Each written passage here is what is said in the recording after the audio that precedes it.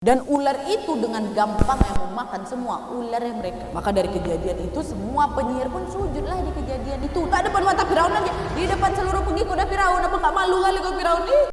Hai, wassalamualaikum warahmatullahi wabarakatuh. Terima kasih sudah klik video ini. Oke, jadi di malam Selasa ini aku akan kembali menceritakan sebuah kisah nabi-nabi lagi. Dan nabi yang akan aku bahas adalah nabi yang ke-14 yang patut umat muslim imani. Beliau adalah Nabi Musa alaihissalam. Nabi Musa merupakan salah satu nabi dan rasul yang dikaruniai mukjizat yang luar biasa oleh Allah Subhanahu wa taala. Nah, salah satu mukjizat terbesar beliau apa? Betul, beliau mampu membelah lautan, Dan Nabi Musa juga merupakan nabi ulul azmi. Nah, disebut ulul azmi karena nabi-nabi yang digelarkan ini mengalami berbagai cobaan dan penderitaan ketika menyampaikan ajaran Allah Subhanahu wa taala, dan juga Nabi Musa termasuk dari satu dari 4 nabi yang dikaruniai kitab, yaitu kitab Taurat. Kisah Nabi Musa adalah kisah yang paling banyak diceritakan juga di dalam Al-Quran sebanyak 136 kali. Dan di kisah Nabi Musa alaihissalam malam ini aku akan lebih fokus ke cerita tentang perjalanan beliau berdakwah selama di Mesir yang dipimpin oleh Fir'aun ya. Jadi ada 3 kejadian besar ini yang terjadi selama perjalanan dakwah beliau. Tapi sebelum aku lanjut ke ceritanya, seperti biasa aku mau disclaimer dulu bahwa semua informasi yang aku sampaikan di video ini adalah aku ambil dari ringkasan ceramahnya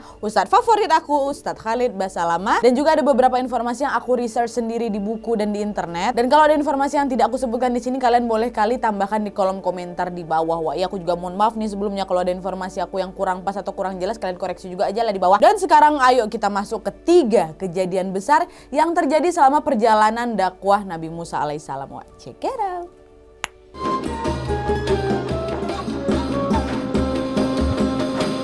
Oke, sebelum aku masuk ke 3 kejadian besar yang terjadi selama dakwah beliau, aku mau nih ceritain sedikit latar belakang dari Nabi Musa alaihissalam ya. Jadi Nabi Musa alaihissalam adalah seorang Bani Israel yakni mereka-mereka yang merupakan keturunan Nabi Yakub. Nah, kalau kalian yang udah nonton perjalanan Nabi Yusuf alaihissalam di video aku sebelumnya, pasti masih ingat kan? Kalau Nabi Yakub alaihissalam awalnya tinggal di Palestina, dan putra ke-11 beliau yaitu Nabi Yusuf yang sudah menjadi orang kepercayaan Raja Mesir pun kemudian mengundanglah Nabi Yakub alaihissalam dan keluarganya yang ada di Palestina untuk tinggal di Mesir lantaran memang ada musim paceklik hebat waktu itu kan. Yang belum nonton habis video ini boleh tonton atau ke playlist aja kisah para nabi dan sahabat ya. Nah, dari sanalah mereka kemudian memulai kehidupan baru dan melahirkan banyak keturunan di sana, termasuklah Nabi Musa alaihissalam. Dan sedari bayi Nabi Musa alaihissalam ini diasuh oleh Asyah binti Muzahim. Ini istri dari Raja Fir'aun ini. Bahkan dulu Nabi Musa alaihissalam pada saat bayi pernah mau dibunuh sama Fir'aun karena Fir'aun mendapatkan mimpi yang memperlihatkan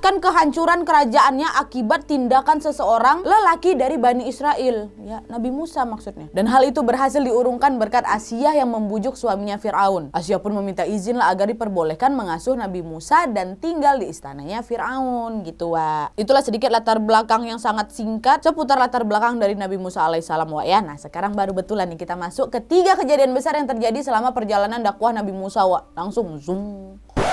Bukan zoom ning ting ting ting ting ting. Nah, yuk.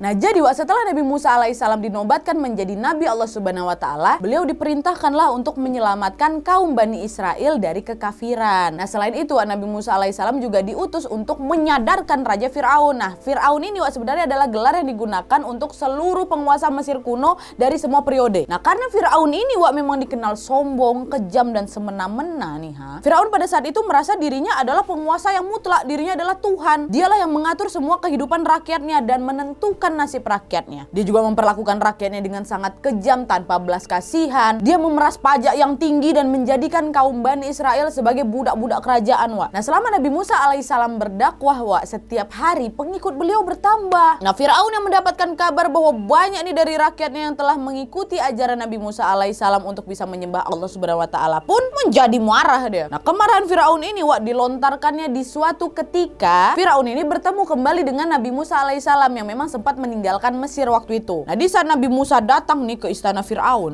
makin marah lagi ketika tahu bahwa Nabi Musa alaihissalam malah berdakwah di jalan Allah Subhanahu wa taala, bukan malah menyembahnya sebagai Tuhan gitu. Nah, di saat bertemu kembali ini Nabi Musa alaihissalam pun berkata, "Hai Fir'aun, sesungguhnya aku ini adalah seorang utusan dari Tuhan semesta alam. Sesungguhnya aku datang kepadamu dengan membawa bukti yang nyata dari Tuhanmu, maka lepaskanlah Bani Israel pergi bersamaku." kata Nabi Musa alaihissalam, wah. Karena memang sebenarnya tujuan Nabi Musa alaihissalam ini juga untuk menyelamatkan Bani Israel dari siksaan Fir'aun kan, wah. Jadi beliau memintalah kepada Fir'aun agar kaum Bani Israel dibebaskan saja. Nah, mendengar perkataan Nabi Musa alaihissalam, wah, Fir'aun pun berkata, jika betul kau membawa sesuatu bukti, maka datangkanlah bukti itu jika memang betul kau termasuk orang-orang yang benar, kata Fir'aun. Nah, di saat itu Nabi Musa alaihissalam pun langsunglah, wah, ingin menunjukkan atau ingin memberikan bukti sama Fir'aun ya kan. Beliau langsung menjatuhkan tongkat beliau di hadapan Fir'aun. Tongkat itu langsung berubah jadi ular. Gak sampai di situ aja, Nabi Musa alaihissalam pun mengeluarkan tangan beliau, dan ketika itu tangan beliau menjadi putih bercahaya. Nah, melihat mukjizat Nabi Musa alaihissalam, Fir'aun dan pengikutnya yang berada di istana bukan terkesima, malah mereka menuduh Musa adalah seorang ahli sihir. Sihir, kata dia kayak gitu. Nabi Musa pun kemudian berkata, ini semua adalah mukjizat dari Tuhanku. Tapi tetap perkataan Nabi Musa alaihissalam gak dipercayain sama Fir'aun. Fir'aun pun kemudian menentang Nabi Musa alaihissalam kembali dan berkata, aku akan tantang engkau dengan penyihir-penyihir terbaikku. Nah, mendapat tantangan dari Fir'aun, wah, Nabi Musa pun gak goyah lah. Beliau pun berkata, baik Fir'aun. Fir'aun pun lalu dengan angkuh bertanya lagi sama Musa, kapan pertandingan akan dilangsungkan wahai Musa? Nah, di saat itu Nabi Musa tahu bahwa di zaman itu ada satu hari yang dinamakan dengan hari zina. Nah, hari zina ini adalah hari di mana Fir'aun bakal mengeluarkan singgasananya di depan halaman istana. Lalu orang-orang akan datang nih, menyembah dia. Semua yang menyembah Fir'aun di hari zina ini akan dikasih apa saja yang mereka minta. Jadi ini bukan hari perzinahan, ya. Tapi zina ini dalam bahasa Arab punya makna lain, yaitu perhiasan. Karena memang, di hari zina ini Fir'aun bakal ngeluarin singgasananya dengan perhiasan-perhiasan yang banyak, yang banyak kali lah. Nilai yang membuat orang-orang semakin yakin bahwa dia adalah Tuhan gitu. Dan kemudian Nabi Musa pun berkata, di hari zina ya Fir'aun, di saat kamu sedang dianggap Tuhan oleh rakyatmu.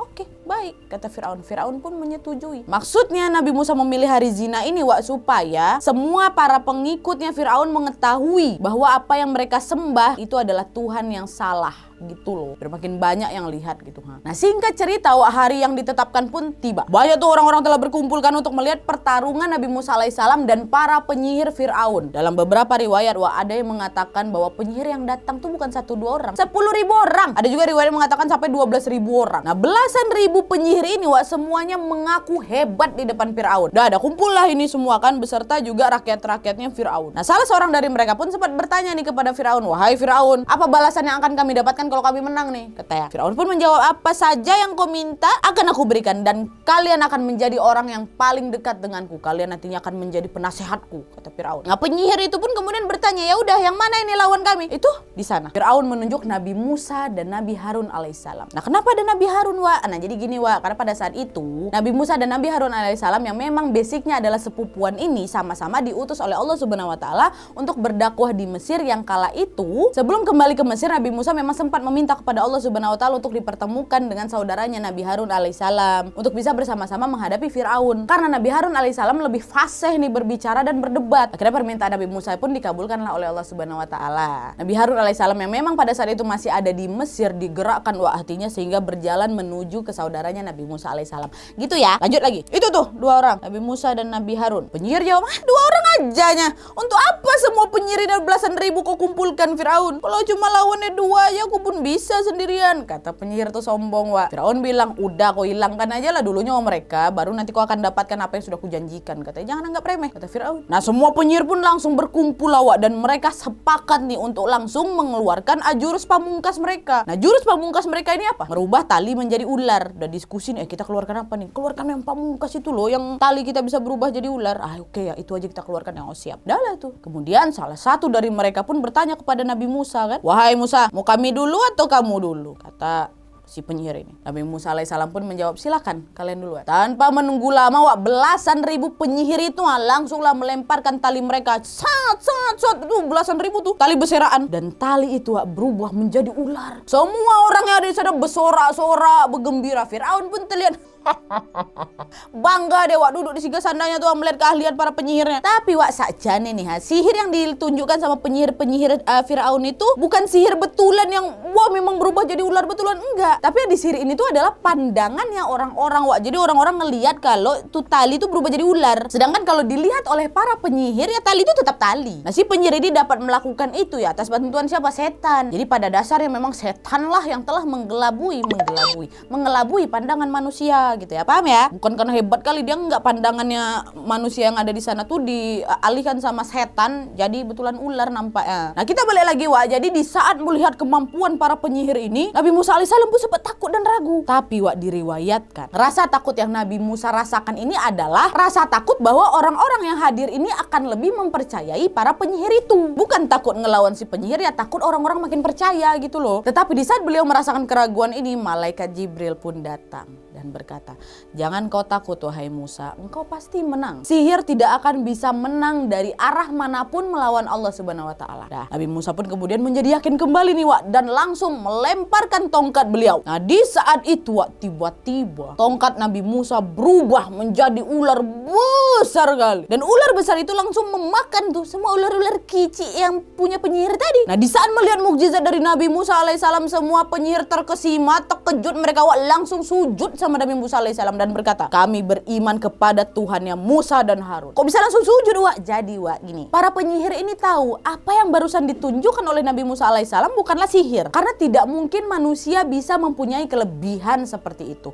Jangankan manusia, setan pun gak bisa. Apa yang baru saja terjadi itu pasti pembuatan Tuhan. Dan mereka tahu bahwa tali yang mereka lempar jadi ular itu Wak, tidak bisa menyerang. Karena memang apa yang mereka lempar itu kan pada dasarnya memang tali. Sedangkan ular Nabi Musa alaihissalam memang berubah menjadi ular sungguhan, dan ular itu dengan gampang yang memakan semua ularnya mereka. Maka dari kejadian itu semua penyihir pun sujudlah di kejadian itu di depan matanya Firaun. Nggak depan mata Firaun aja, di depan seluruh pengikutnya Firaun. Apa nggak malu kali kau Firaun nih? Nah mendengar dan melihat para penyihirnya bersujud kepada Nabi Musa alaihissalam, Firaun pun menjadi marah Wak. Dia berkata, kalian beriman sama Tuhannya Musa, sebelum aku kasih izin aku akan memotong jari-jari kalian dan kaki-kaki kalian. Akan aku salib kalian semua di pohon-pohon kurma, dan kalian semua akan tahu siapa yang azabnya lebih pedih, Tuhan Musa atau aku.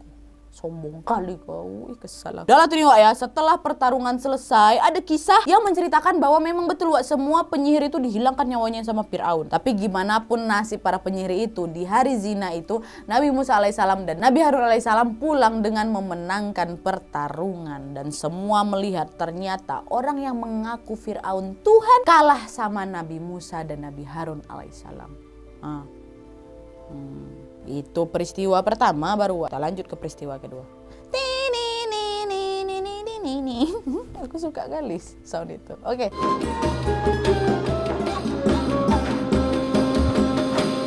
Oke, kita lanjut lagi kejadian kedua. Jadi setelah Firaun kalah nih dan tetap memilih untuk tidak beriman kepada Allah Subhanahu wa taala, Allah Subhanahu wa taala kembali memberikan cobaan Wak yang berat kepada Firaun dan pengikutnya. Nah, kali ini cobaan yang diberikan Allah Subhanahu wa taala adalah musim pancaklik di Mesir Wak. Karena musim pancaklik ini Mesir pun jadi kering lah, nggak ada air sama sekali di Sungai Nil yang memang merupakan sumber kehidupan utama Mesir pada saat itu ya kan. Firaun pun berusaha mendatangkan air dengan memberikan tumbal Wak ke Sungai Nil. Firaun memberikan Sungai Nil sapi, kambing, bahkan mohon maaf nih anak gadis Wak. Dan masih banyak hal lain juga sebagai tumbal ya. Tapi tetap aja lah usaha yang dilakukan sama dia nggak akan memberikan hasil apa-apa. Dan setelah musim pancaklik ini berjalan selama hampir setahun Wak, ada juga riwayat mengatakan hampir 2 tahun nih, Firaun pun langsung melakukan opsi terakhirnya. Opsi terakhirnya ini adalah membiayai prajurit-prajurit kerajaan yang berjumlah ribuan orang untuk berjalan keluar Mesir di wilayah Afrika untuk mengambil air. Nah pada saat itu Wak, dengan hikmah Allah Subhanahu wa taala, prajurit-prajurit yang sedang dalam perjalanan kembali ke Mesir yang lagi membawa air yang banyak tuh Wak, pada kehausan di tengah jalan. Mereka pun meminumlah hampir semua air tersebut hingga hanya tersisa segelas air aja Wak. Nanti segelas air itu baru dikasih sama Firaun. Kalian ku suruh ke Mesir buat bawa air untuk rakyat aku di sini, malah kalian minum sendiri. Bagaimana tuanku? Kami kehausan, kalau tidak air ini tidak akan sampai di sini. Kau akan kehilangan banyak prajuritmu. Inilah cuma ada segelas airnya. Lagi-lagi usaha Firaun tidak memberikan hasil kan Wak. Firaun pun kehabisan akal nih. Semua opsi yang terfikir olehnya sudah dia lakukan. Akhirnya Firaun pun kemudian meminta masukan lagi nih dari para penasihat-penasihat kerajaannya. Nah setelah seorang penasihat Firaun akhirnya berkata, ada satu lagi wahai Tuhanku yang belum engkau lakukan. Tinggal satu aja ini. Apa itu? Kata Firaun. Engkau belum minta ke Tuhannya Musa. Oh baiklah. panggil Musa, kata Firaun. Nah sebelum aku lanjut ke ceritanya, Wak, selama musim pancaklik ini Nabi Musa alaihissalam dan orang-orang beriman lainnya gimana kabarnya nih? Nah atas kebaikan Allah subhanahu wa ta'ala pada saat itu Nabi Musa alaihissalam dan pengikut beliau tinggal di satu lokasi di pinggir Mesir dengan sumur yang memang banyak kali airnya. Jadi memang orang-orang beriman pada saat itu aman nih, Wak, dan Firaun sama sekali tidak tahu ada sumur yang berisi air di situ. Jadi mereka aman nih, Wak, ya. Oke lanjut. Nah singkat cerita nih, Wak, ya, setelah utusannya Firaun memberikan kabar kepada Nabi Musa alaihissalam agar datang ke istana, beliau pun akhirnya berangkatlah. Nah, setibanya Nabi Musa alaihissalam di istana, Firaun pada saat itu tidak mau menunjukkan kelemahannya dan dia berkata, "Hai Musa, kau mengaku mempunyai Tuhan yang bisa melakukan apa saja kan? Kau tahu kalau Mesir sekarang sedang ditimpa panceklik, panas, sungai Nil udah kering dan masyarakat di Mesir sekarang lagi kehabisan air. Kalau memang Tuhanmu itu bisa turunkan hujan dari langit, maka aku akan beriman kepadamu dan Tuhan." Tuh kata Firaun, Wak. Nah, mendengar perkataan Firaun, Nabi Musa pun tersenyum dan berkata, "Apakah betul yang kau ucapkan kalau Tuhanku dan Tuhanmu Allah subhanahu wa ta'ala menurunkan air dari langit dan menghilangkan masalah di Mesir, kau akan beriman?" Firaun pun kemudian berkata lagi, "Kalau Tuhanmu turunkan hujan dari langit, hal yang tidak bisa aku lakukan ini, tentu saja aku akan beriman." Di saat Firaun berkata seperti ini, Wak, semua orang di istana pun menjadi saksi ya. Ingat ya, Wak, ya, banyak ini saksinya. Tidak lama kemudian di depan mata Firaun, Nabi Musa alaihissalam mengangkat tangan beliau dan mulai berdoa, "Ya Allah ya Robbi, Zat yang telah menahan turunnya hujan untuk masyarakat Mesir, turunkanlah hujanmu sebagai tanda kebesaranmu." Nah di sini, Wak, Nabi Musa alaihissalam menggunakan kata menahan tadi diriwayatkan agar Firaun ini mengerti bahwa Allah subhanahu wa ta'ala lah yang mengatur apa yang terjadi di bumi. Allah tahan air yang akan turun di Mesir gitu loh. Jadi segala apapun yang terjadi hanya memang atas izinnya Allah subhanahu wa ta'ala gitu ya. Nah di saat itu, Wak, di saat belum selesai lagi Nabi Musa alaihissalam ini menurunkan tangan beliau setelah berdoa itu, tiba-tiba hujan langsung turun dengan lebat. Hujan lebat tuh non-stop, Wak, sampai 1 bulan. Sampai sungai Nil pun akhirnya penuh lagi dan masyarakat di Mesir pun tentram lagi. Nah melihat keajaiban Allah subhanahu wa ta'ala, terus menurut kalian Firaun jadi beriman gak? Enggak, tipu deh. Ada kalimat kufur, Wak, yang diucapkan oleh si Firaun setelah hujan lebat nih turun, Wak. Bukannya Firaun ini bersyukur karena doa Nabi Musa alaihissalam telah dijabah oleh Allah subhanahu wa ta'ala dan Mesir kembali suburnya. Enggak, malah si Firaun berkata apa? "Oh hujan, baguslah, emang udah sekarang saatnya turun hujan kok." Gitu, hanya itu. Walaupun banyak saksi nih yang melihat bahwa dia berkata bahwa dia akan beriman kepada Tuhannya Nabi Musa jika memang hujan turun. Enggak, itu dia bilang, "Oh memang waktunya hujan turun kok ini." Memang udah bebal kali Firaun ini. Nah itu peristiwa kedua. Kita lanjut ke peristiwa terakhir, Wak.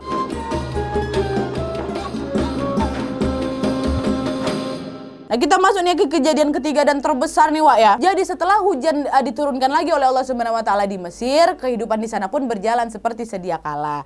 Tapi ternyata kabar bahwa Firaun ini telah meminta pertolongan kepada Tuhan yang Musa telah tersebar ke seluruh Afrika. Banyak tuh dari mereka berpikir bahwa Firaun yang mengaku Tuhan meminta pertolongan kepada Tuhannya Musa. Berarti Tuhannya Musa lebih hebat. Nah karena inilah, Wak, jadi makin banyak nih yang mengikuti ajarannya Nabi Musa alaihissalam dan beriman kepada Allah subhanahu wa ta'ala. Nah Firaun gimana kabarnya nih, Wak? Nah Firaun yang mengetahui bahwa pengikutnya menjadi makin dikit, aja yang tinggal di sekitar kerajaan aja tuh, Wak, justru udah pada beriman kepada Allah subhanahu wa ta'ala, dia jadi makin marah geram sama Nabi Musa alaihissalam, Wak. Firaun pun akhirnya mengerahkan pasukan khususnya. Nah pasukan khusus Firaun ini, Wak, dipakai Firaun cuma pada saat keadaan darurat aja nih, ha. Jadi memang menurut Firaun situasi pada saat itu sudah apa? Darurat. Ditambah lagi Firaun ini memang udah kesal kali sama Nabi Musa alaihissalam, ya kan. Akhirnya pasukan khusus yang ditambah dengan seluruh pasukan perang kerajaan Firaun pun diperintahkan untuk menghilangkan nyawa Nabi Musa alaihissalam, Wak. Dan atas pertolongan dari Allah subhanahu wa ta'ala, Nabi Musa alaihissalam pun mengetahui nih rencana Firaun. Dan Nabi Musa alaihissalam pun langsung diperintahkan oleh Allah subhanahu wa ta'ala untuk keluar dari Mesir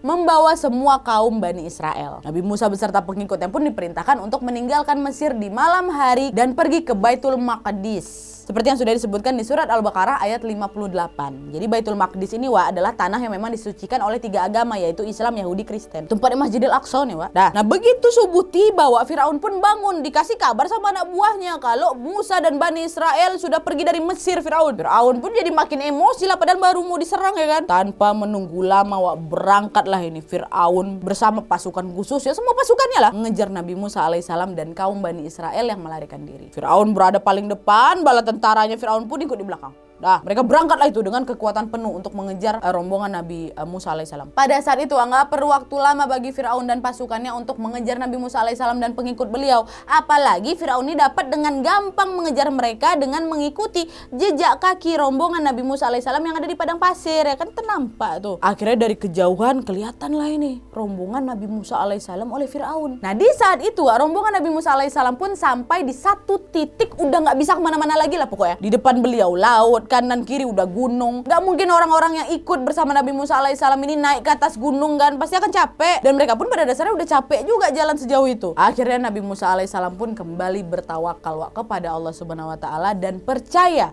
bahwa Allah subhanahu wa ta'ala akan memberikan beliau petunjuk. Nah pada saat itu Nabi Musa alaihissalam, Nabi Harun alaihissalam bersama ulama-ulama Bani Israel pun berkumpul lah. Nabi Musa alaihissalam pun meminta mereka untuk mengangkat tangan dan berdoa bersama kepada Allah subhanahu wa ta'ala dan menggantungkan diri mereka kepada Allah subhanahu wa ta'ala. Dan di saat itu Nabi Musa pun berkata, Fir'aun tidak akan menghabisi kita. Sungguh bersama kita adalah Allah subhanahu wa ta'ala. Sebentar lagi Allah subhanahu wa ta'ala akan kasih jalan. Tidak usah takut. Nah di detik itu setelah Nabi Musa berkata seperti itu Allah subhanahu wa ta'ala pun memberikan wahyu kepada Nabi Musa alaihissalam melalui malaikat Jibril. Malaikat Jibril pun berkata, wahai Musa, pukul laut itu dengan tongkatmu. Tanpa ragu Nabi Musa pun langsung memukul tongkat beliau ke laut. Seketika air laut pun terbelah jadi dua. Air kanan sama air kiri itu berbentuk kayak dinding yang kokoh tuh. Sehingga terbukalah jalan bagi Nabi Musa dan pengikutnya, ya kan, untuk bisa menyeberang laut. Dan selain itu Allah subhanahu wa ta'ala juga mengutus angin panas untuk mengeringkan jalan di tengah laut tuh loh, agar tanah yang akan diinjak oleh Nabi Musa dan pengikutnya nggak lembek gitu loh, supaya gampang dilewati Dan dalam riwayat lain juga dijelaskan bahwasanya laut itu terbelah menjadi 12 jalur. Jadi bukan satu jalur besar gitu, bukan. Kenapa kok 12 Nat? Karena Bani Israel ada 12 suku. Jadi masing-masing jalur ini akan dilewati oleh masing-masing suku juga. Udah terbelah ini laut-lautan ini. Nah melihat laut terbelah ini, apa yang dilakukan Firaun Menyadari kebesaran Tuhan tak dia? Enggak Enggak, Fir'aun dengan angkuh dan sombong langsung menyuruh bala tentaranya untuk segera menyerang Nabi Musa dan pengikutnya. Dan di saat pasukan Fir'aun ini mulai bergerak maju, Nabi Musa alaihissalam pun dan rombongan langsung berlari menyeberang laut. Fir'aun pun ngikut dari belakang, sempat masuk mereka ke tengah-tengah lautan yang terbelah itu. Tapi pada saat Nabi Musa alaihissalam dan rombongan beliau sudah sampai di ujung jalan dan Fir'aun beserta bala tentara yang masih di tengah-tengah laut nih tiba-tiba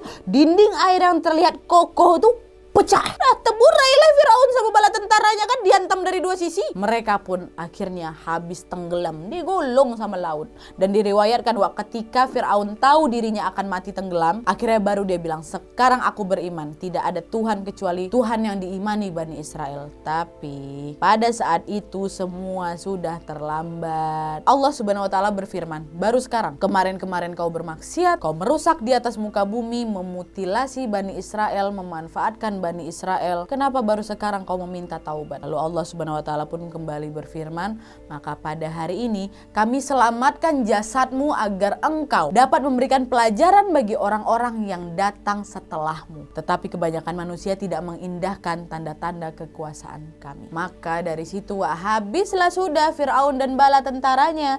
Bani Israel pun akhirnya bebas. Dan Allah subhanahu wa ta'ala pun memegang janjinya dengan membuktikan bahwa jasad Fir'aun masih dapat dilihat di Museum Kairo Mesir sampai sekarang, ya kan, sebagai pembelajaran bagi manusia-manusia yang mau berpikir. Panjang umur kalian, banyak rezeki, pergi ke Kairo, kalian pandang itu Firaun, untuk mengingatkan kita untuk tidak melupakan Allah subhanahu wa ta'ala, untuk nggak angkuh gitu loh, ya. Oke jadi itu tadi cerita tentang perjalanan dakwah Nabi Musa alaihissalam di era kekuasaannya Firaun, yang pasti masih banyak lagi kisah-kisah yang nggak aku sebutkan di sini tentang Nabi Musa alaihissalam karena mengingat durasi, ya kan. Dan kalau kalian ingin tahu lebih lengkapnya, kalian boleh juga pergi ke ceramahnya Ustadz Khalid Basalamah, ada tuh di YouTube. Mohon maaf sekali lagi kalau misalnya ada informasi yang kurang jelas atau kurang pas, kalian boleh koreksi dengan baik di bawah dan tambahkan lagi cerita-cerita Nabi Musa alaihissalam di sini yang tidak aku sebutkan, supaya yang lain juga pada tahu ini. Kalau baca kolom komentar, ternyata gini, bantu aku juga ya. Oke jadi sekian dulu videonya. Terima kasih banyak yang sudah menonton. Kalau kalian suka video ini, klik like-nya, jangan lupa komen di bawah untuk ide dan saran-saran untuk video selanjutnya. Jangan lupa nyalain notifikasinya supaya kalian tahu kalau aku upload video baru. And as always, jangan lupa untuk klik tombol subscribe supaya kalian sama-sama tahu informasi menarik dan menegangkan dari channel aku. See you next video, bye.